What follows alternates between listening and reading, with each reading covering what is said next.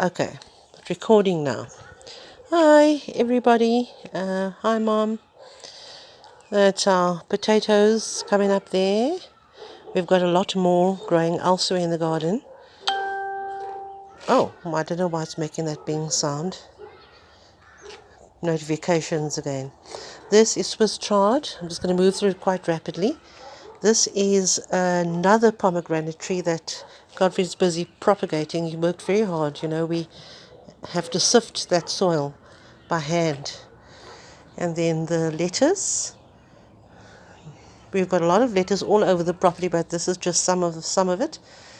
We're letting our curly parsley bolt so that we can get seeds for more.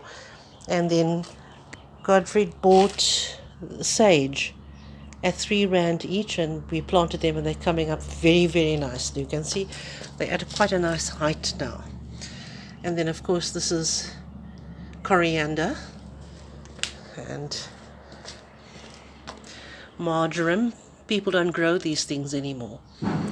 And then here we have the coriander circles, and then we have peppermint, and over there is the spearmint, and then more coriander. Godfrey loves that. And then here we're going to have lots of chili plants this year.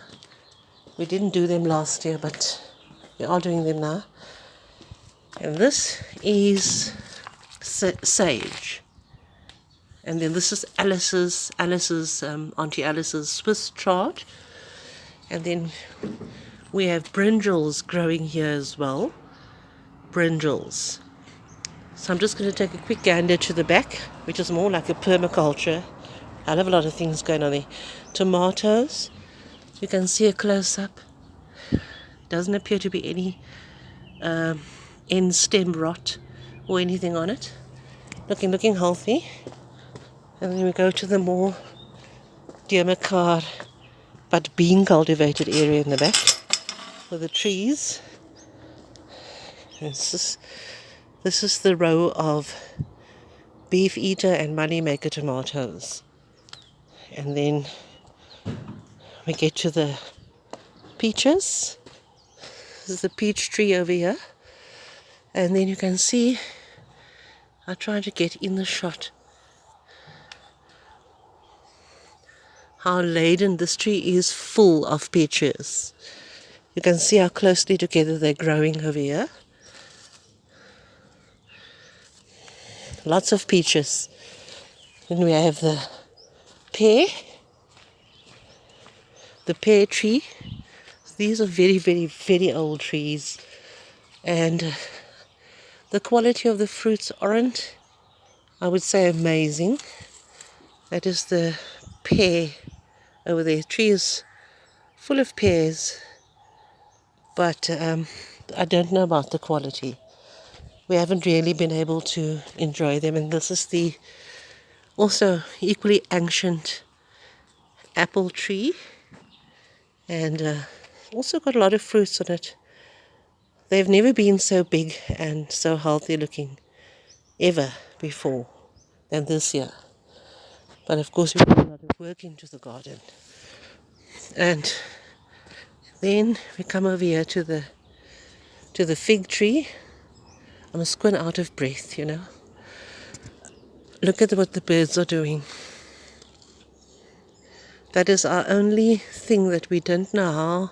We can't protect each and every fig, but what they're doing is they're biting a little bit out of everything. I don't know if you can see that. See, they go and they pick at every bloody thing, but the tree, look at this, is another example of what the birds are doing. The tree is full of figs. And then we come over here. This is also the equally ancient grapevine. You won't find these kinds of grapes in the shop. These are what people used to grow decades ago. And the tree seems to be laden with grapes. So we're looking forward to maybe trying to make a wine or something out of them. old tree. This is the quince.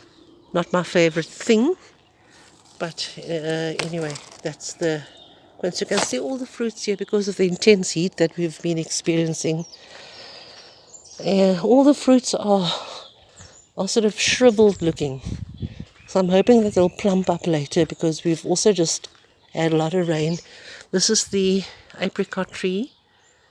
It is, when I say laden with fruit, the scope of it, I mean, there are millions of apricots. And then we're doing spinach this year. They've come up very nicely. We've had many, many meals already. And then a row of jalapeno plants. And then we have the lots of lettuce. We let those soft plants grow around them because it keeps the lettuce from hanging on the ground. And then I've been using that water, the JoJo water, to water these things. So these plants here probably look a lot more healthy than the plants further away from the JoJo. I can't be carrying heavy buckets, you know. Of course, because of the wind we've had wind like in Cape Town, and they've bloody blown off quite a lot of the fruits, but we're going to pick them up, those that are salvageable, and then make jam. Now we've got a little baby apple tree coming up here. We're going to dig it out and plant it somewhere else because we will be forevermore be trying to contour this garden. Here's more. We planted a lot of potatoes all over the property, and the potatoes are looking stonking. Also pest free, but very well cared for and about. This is like that apple tree that came up there where I showed you in Hana. This is another apricot tree that we saved, and now it's about 2 years old.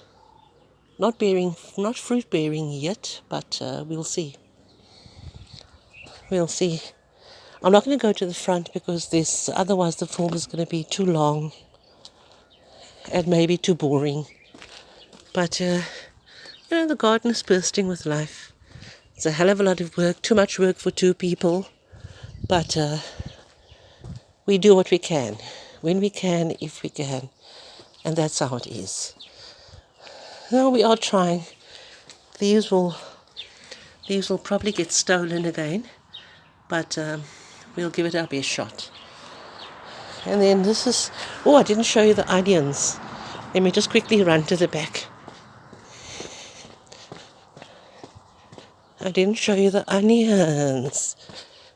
I mean, we planted bloody hundreds and hundreds of onions this year. And, I've just got out of breath. And now we are eating the fruits that we planted. Here's another fig tree there. That one is also laden with things. I don't know if you can see in here in the garage part. That's just part of our harvest. And this we store properly, and then we black them together, and there's another lot lying like this, lying in another spot. But we have lots of onions. So what we're doing is working. And if you think about it, it's a lot of work, but it's a big saving and ensures more food independence.